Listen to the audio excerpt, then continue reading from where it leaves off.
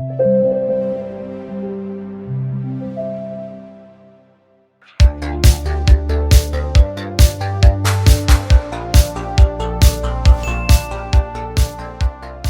everyone, welcome to another episode of Open World. As always, I'm Alexis, I'm here with Meli, with Lali. Hi! Hello everyone. And in this episode we're going to be talking about localization through the ages. We've called this episode Localization Back to the Future because localization in the industry... Because I'm a huge fan of Back to the Future. Okay. Don't try to explain. Okay, I was just going to make something up. Yes, we're all big fans of... We're going to be honest with you. So, I mean, nowadays, video games are expected to be well localized, are expected to have we have standards. Right? We have. What a great time to be alive, to be honest, because we have standards. We have standards in localization. We've come a long way. High standards. High standards. But that wasn't always the case. No. So we're gonna take you from the 70s, 80s, 90s, 2000s to where we are today. But we're gonna have fun today. We're gonna show you some memes through the magic of post-production. You guys are gonna see what we are seeing on our tablets and everything. So let's start with the beginning. The beginning of time. The beginning of time. I think that it's safe to say that we can start in the 70s with Oh my God. Pac-Man. Yeah. Right? The classic example, the example that everyone gives. If you guys have saw some of the content that we've created over the past few years, we've talked about Pac-Man. But I mean, in a nutshell, not to go too far, not to go too long, Pac-Man as we know it wasn't always called like that, right? When it was invented, when it was created in Japan, the name of this popular character was called Puckman, Puckman, P-U-C-K, man, right? So when the game was shipped to the US, it could get messy in some wordplay could happen. Yeah. Like right? if you change the P for an F. The P for an F, yes. Yeah, it will change the whole rating of the game. Yeah. Especially if it's a kid's game. It's a kid's game. You don't want that. What are you playing? I'm playing let's not. that man. I'm playing that man. Yeah. Right. So they decided to change the name to what we know today. I think it was a Pac-Man. good call. Let's say. It was a good call. It was brilliant. It was brilliant. Which, I mean, we could say that it was the kickoff to... Yeah, and I believe nowadays, if you had the option, I don't think they will make it, because I think they will make it like on purpose to make it sound more fun, to be honest with you. But we've come a long way. Back in the day. Back in the day. People weren't ready for that. And now we're ready. I think we're ready now, but yeah, back in the day. Yeah. Who wants to take us to the 80s? Yes, I can go ahead. I think the 80s is when we start to see like some localization, like in the 70s. An attempt. Yes, let's say it that way. The lead was taken when Super Mario Bros. Started translating their packaging and the documentation into what we call FIGS, which is French, German, Italian, Spanish. And Europe. This is still called like FIGS or eFIGS, and for these like core languages for localization. And some games started translating their packaging, but the video games themselves weren't still like yet localized. Right. Manuals and I believe it had like some sort of evolution right there, because we've seen like Super Mario going with FIGS translation, and the Japanese video game developers wanted their game first in English. So that's why I believe we have so many funny attempts and jokes to laugh about today, because there was an attempt. They wanted that. They tried to copy. It wasn't professionalized. They were going in the right direction. They were like, let's we want to approach new markets. And we want to thank you, because if it wasn't for them, we wouldn't be here. Exactly. When everyone was laughing about the games, and they're like, "Oh, this wasn't our intention. So, this was supposed to sound scary," and now everyone is laughing. In a way, we could say that all of these individuals that tried to, we can tell them that a winner is you. A winner is you. Our first The classic. example. Our first winner. example. Oh my god. Right? And yeah, there is like a rendition. 86, something like that. There is a rendition of a 2003 game that is called Matrimili. Matrimili, yeah. And when you win, there is like this huge thing that appears. A winner is whom. And I don't know if they made it like to make the joke about the winner is you. I wish it was. I wish it was like I that. wish we could know. Like, if we can maybe like contact this one. Do you know? If you know, please leave a comment. We should. The game I'm is so intrigued. Like, is it a winner is whom or a winner is you? a 2003 game, Matrimili. If you guys know who did the game and Yeah. everything. A winner is whom. Whom is the winner? Who is the winner? And for everyone who is listening and not watching this episode, we are showing like We're screenshots of these games and the localization. We're still going to explain them. Yeah, we're trying to read them. Yes. Yes, and if you get this on a podcast, on the podcast version, we're gonna talk to our folks who have it on the transcription, so that you guys can see it as well. Yeah. That's a great. We'll try to hook you up to have the same absolutely. experience. Yeah, exactly. So we have our next example. Congratulations. Congratulations! You have completed a great game and proved the justice. But it looks like it's just ice. The justice of our culture. Now go and rest our heroes. Rest our heroes. Rest our It heroes. sounds so creepy. The You need a comma there. Or something. rest. Go rest our Like heroes. the entire paragraph, to be honest with you. Okay, so they were. Congratulations. Congratulations. That's a lot. That's a lot. Come on. Well, I mean, the funny thing about it is, I mean, you can still understand it. You can still Yeah. like get the message. But of course, you know, it's just funny. Yeah, it just sounds fun. But the interesting part is that in different platforms as well, because you even had localization in Game Boy, so that was a lot. Yeah. But you have to remember to flash the toilet. Flash. Do you want to take a picture of You it? don't flush the toilet, you flash You it. flash. Like Right? when we go to strike and you threw a flash to blind the Fire in enemy. the hole. Blind the toilet. Come on. So good. Amazing. So good, yeah. Then we have this example that says, there's a soldier speaking. It says, that's what you say, but evil is good. Evil is the job. Evil is the job. It, You had one job. One job and it's evil? Oh my god. it's so profound. It sounds very like It's so profound. exactly like, you know, evil is the job. Maybe Like, they for- were trying to convey something. the They- meaning of life. It's evil. You know? The other one was the culture of our culture. Now evil is the job. Evil is the job. I don't know, maybe like some kind of like supervillain came out of this, just like, oh my god, yeah, evil is a job. I get it. And then we And have a classic, Yes. right? This one is also a classic. Yeah. You All guys your know race this. are belong to us. This is also, I think, All your yeah, race a lot belong of to people us. are Everyone knows. Everyone knows Yeah. about this one. Yeah. Absolutely, absolutely. And I think we're ready to move on. The The 80s, as we said, it started, but I mean- it was mostly seen properly done, professionally done in, like you said, manuals or things that Packaging, weren't yeah. in-game content, right? Yeah, because I believe the thing with these kind of examples that we have, we don't know what kind of technology they use. We don't know if they even had the If any, technology. right? Yeah. So maybe it was like a huge lack of context. Maybe they were not professionals. Maybe they just knew a few words in the other language.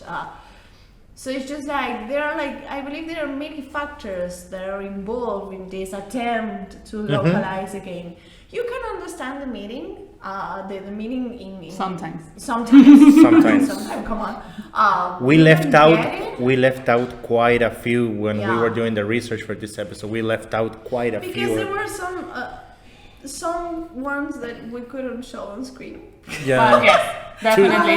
Too definitely. painful Yeah, and too too painful, and yeah, you can not take it, appropriate. not appropriate Let's at just say all. Yeah. Absolutely. And but I think, I mean, it's good of course we've learned from this. Like it has that positive side of like it was you know, the birth. You can't just have like a random person that knows a little of that language have your. You speak English. Help me translate this.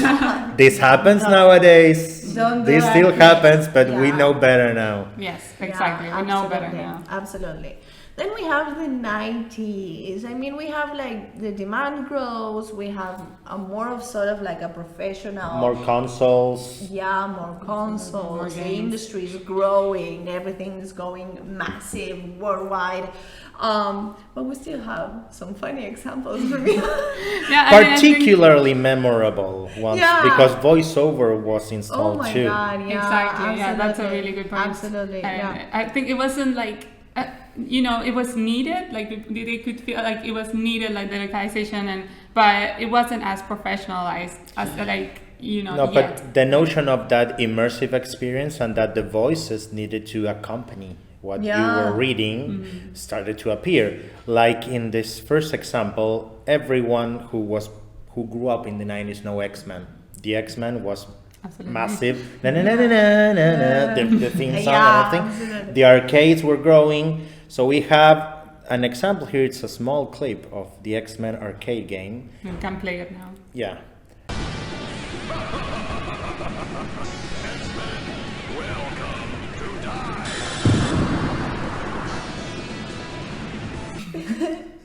It's epic. It's just epic. Okay. Character saying something like X-Men, welcome to die. It's just like, That's a weird my way of God. naming a waterfall because he's in a waterfall.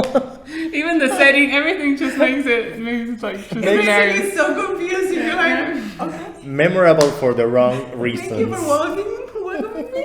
To die. Okay. Are you right? Right, All right. absolutely. So the next example that we have is from Dragon Master from '94.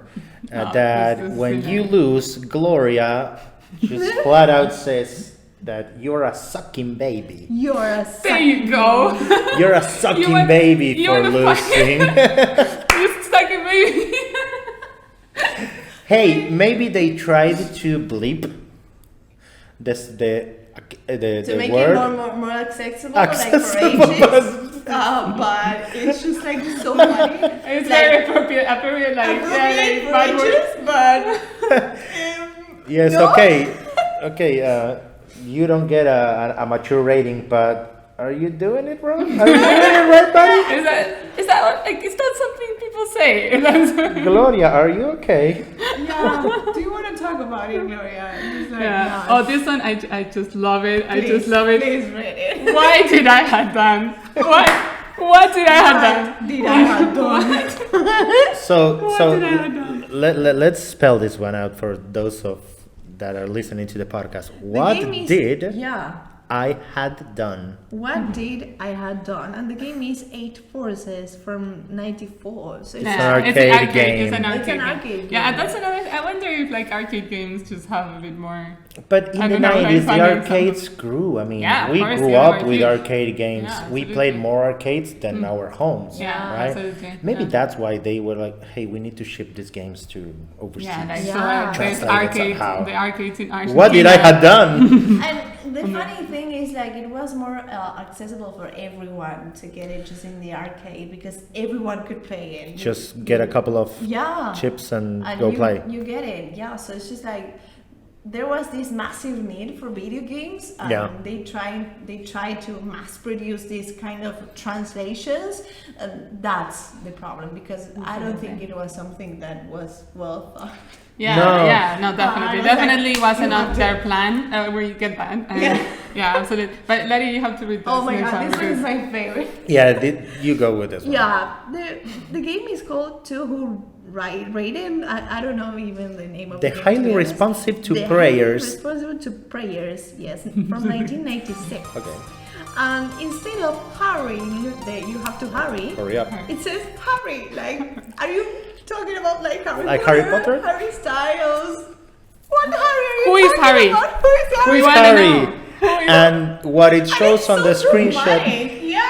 it's an intense moment that you truly need to hurry, and it just says Harry. It's like, Is Baltimore back? Harry, please, we need you. Whoever you are, come to our rescue. Harry, come sing. I don't know. We need you. Yeah. Then we move. Are we ready to move in history? Oh, We're God. playing our time machine. I'm our time machine to the 2000s, right? So the localization has kind of established at this point, right? The localizers had tools, right? There were technological improvements made, like, I don't know, Monkey Island or Baldur's Gate. This was when the publishers truly realized that they needed to take localization seriously when they wanted to sim ship their game, which is basically releasing the game worldwide at the same time. They couldn't patch it up anymore, Absolutely. Yeah. right? But we still have some very good examples of how the dubbing was wrong when.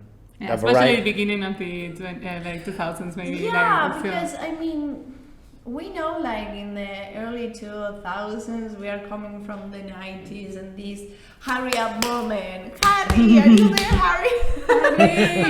But we have that example from the 2000s. Oh, it's this one. yeah, Which is also really funny. It's so good. What a polite young man she was. What a polite young man she was. It's It's inclusive. It's inclusive. They were ahead of their time.